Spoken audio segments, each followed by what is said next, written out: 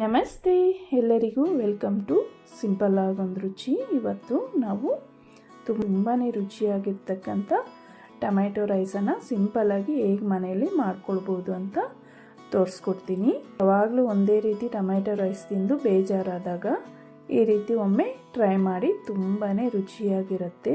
So ಇವಾಗ ಹೇಗೆ ಮಾಡೋದು ಅಂತ ನೋಡ್ಕೊಂಬರೋಣ ಬನ್ನಿ. ನಾನಿಲ್ಲಿ ಒಂದು ಕುಕ್ಕರನ್ನು ತಗೊಂಡು ಅದಕ್ಕೆ 1 ಗ್ಲಾಸಷ್ಟು ಅಕ್ಕಿನ ಹಾಕ್ಕೊಂಡು 2 ರಿಂದ 3 ಸಲ ನೀಟಾಗಿ ವಾಶ್ ಮಾಡ್ಕೊಳ್ತೀನಿ.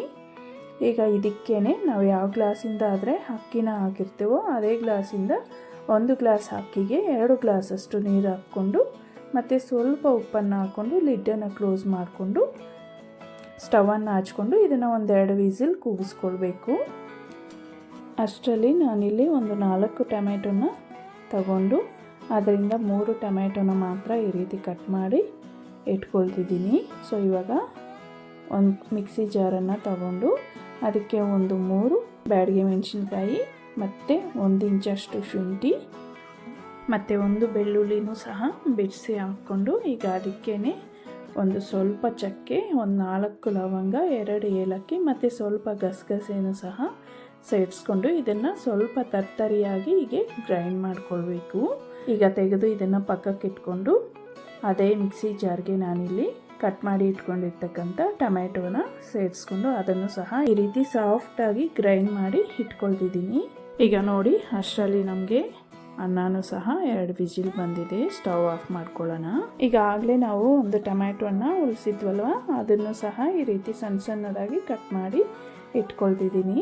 ಈಗ ಸ್ಟವನ್ನು ಹಚ್ಕೊಂಡು ಒಂದು ಪ್ಯಾನನ್ನು ಇಟ್ಕೊಂಡು ಅದಕ್ಕೆ 3 ಟೇಬಲ್ ಸ್ಪೂನ್ ಅಷ್ಟು ಎಣ್ಣೆ ಹಾಗೆ 1/2 ಟೇಬಲ್ ಸ್ಪೂನ್ ಅಷ್ಟು ತುಪ್ಪನ ಹಾಕ್ಕೊಂಡು ಅದು ಬಿಸಿ ಆದಮೇಲೆ ಸ್ವಲ್ಪ ಸಾಸಿವೆನ ಹಾಕ್ಕೊಂಡು ಅದು ಸಿಡಿದ ಮೇಲೆ ಇಲ್ಲಿ 7 ರಿಂದ 8 ಗೋಡಂಬಿ ಹಾಗೆ ಸ್ವಲ್ಪ ಜೀರಿಗೆ ಮತ್ತು 1 ಸ್ಟಾರ್ ಮೊಗ್ಗು ಮತ್ತು 1 ಪಲಾವ್ ಎಲೆನ ಹಾಕ್ಕೊಂಡಿದ್ದೀನಿ.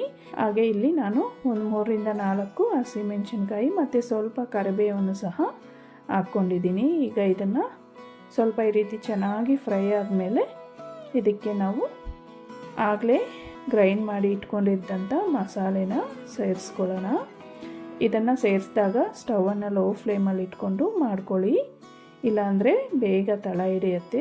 ಹೀಗೆ ಲೋ ಫ್ಲೇಮ್ನಲ್ಲಿ ಇಟ್ಕೊಂಡು ಇದರ ಹಸಿ ವಾಸನೆ ಹೋಗೋವರೆಗೂ ಸ್ವಲ್ಪ ಚೆನ್ನಾಗಿ ಫ್ರೈ ಮಾಡ್ಕೊಳ್ಬೇಕು. ಈಗ ಇದಕ್ಕೇ ನಾವು ಕಟ್ ಮಾಡಿ ಇಟ್ಕೊಂಡಿರ್ತಕ್ಕಂಥ ಟೊಮ್ಯಾಟೋನ ಸೇರಿಸ್ಕೊಂಡು ಸ್ವಲ್ಪ 1/2 ಟೀ ಸ್ಪೂನ್ ಅಷ್ಟು ಅರಶಿನ ಮತ್ತು ರುಚಿಗೆ ತಕ್ಕಷ್ಟು ಉಪ್ಪನ್ನು ಸಹ ಹಾಕ್ಕೊಂಡು ಸ್ವಲ್ಪ ಚೆನ್ನಾಗಿ ಫ್ರೈ ಮಾಡ್ಕೊಳ್ಳಿ.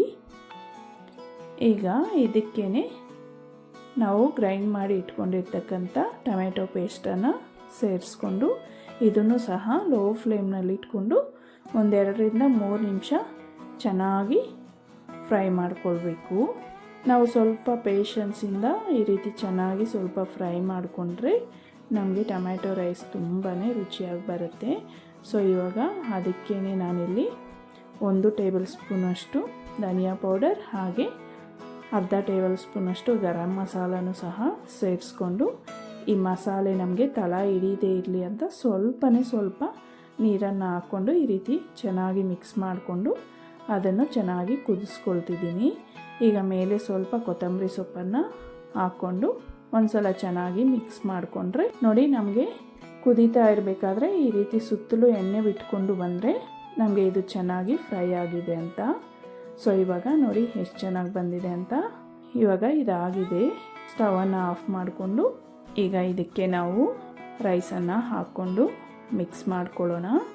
ನಾನಿಲ್ಲಿ ಎಷ್ಟು ಬೇಕೋ ಅಷ್ಟು ಮಾತ್ರ ಗ್ರೇವಿಯನ್ನು ಹಾಕ್ಕೊಂಡು ಮಿಕ್ಕಿದ್ದನ್ನು ಪಕ್ಕಕ್ಕೆ ತೆಗೆದಿಟ್ಕೊಂಡಿದ್ದೀನಿ. ಚೆನ್ನಾಗಿ ಈ ರೀತಿ ಮಿಕ್ಸ್ ಮಾಡಿಕೊಂಡ್ರೆ ರುಚಿಯಾದ ಟೊಮ್ಯಾಟೊ ರೈಸ್ ಫಟಾಫಟ್ ಅಂತ ರೆಡಿ ಆಗುತ್ತೆ. ತುಂಬಾ ಚೆನ್ನಾಗಿರುತ್ತೆ. ಸೊ ತಪ್ಪದೇ ಒಂದು ಸಲ ಟ್ರೈ ಮಾಡಿ. ಸೊ ಫ್ರೆಂಡ್ಸ್, ಮತ್ತಷ್ಟು ಸಿಂಪಲ್ ಟೇಸ್ಟಿ ರೆಸಿಪೀಸ್ಗೋಸ್ಕರ ಸಿಂಪಲ್ ಆಗೊಂದು ರುಚಿ ಚಾನಲನ್ನು ತಪ್ಪದೇ ಸಬ್ಸ್ಕ್ರೈಬ್ ಮಾಡ್ಕೊಳ್ಳಿ. ಹಾಗೆ ವಿಡಿಯೋ ಇಷ್ಟ ಆಗಿದ್ದರೆ ಪ್ಲೀಸ್ ವಿಡಿಯೋಗೆ ಒಂದು ಲೈಕ್ ಕೊಡೋದನ್ನು ಖಂಡಿತ ಮರಿಬೇಡಿ. Thank you for watching.